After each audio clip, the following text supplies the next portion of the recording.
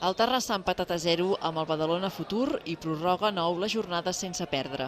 En un partit amb poques ocasions de gol, s'ha mantingut fidel a la seva mitjana anglesa amb el tercer empat consecutiu fora de casa. Els de Jordi López segueixen setens a la segona federació, a 4 punts del play-off descens.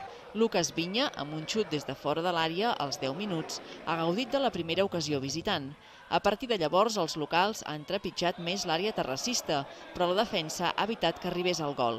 De nou, Lucas Viña ha estat el jugador amb més profunditat en atac i una rematada seva al final del primer temps, rebutjada pel porter agarenc Àlex Sánchez, ha pogut suposar el 0-1. El segon temps ha començat amb un xut de Merchan per al Badalona, ajustat al pal de la porteria defensada per Marcos Pérez.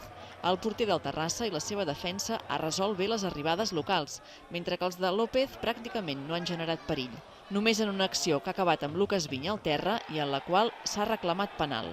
No ha sigut el nostre millor partit a nivell sobretot ofensiu, però al final puntuar, que sempre puntuar és molt difícil a aquesta categoria i hem de posar molt valor. És un rival molt potent, que a més venia amb bona dinàmica. Crec que hi ha hagut un partit de molt respecte als dos equips.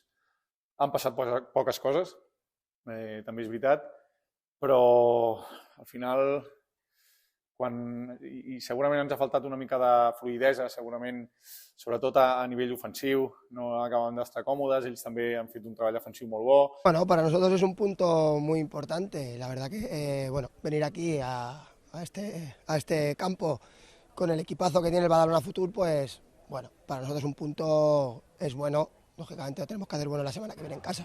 Contra el Prat, en el darrer partit de l'any, el Terrassa haurà de fer bo aquest sisè empat de la temporada.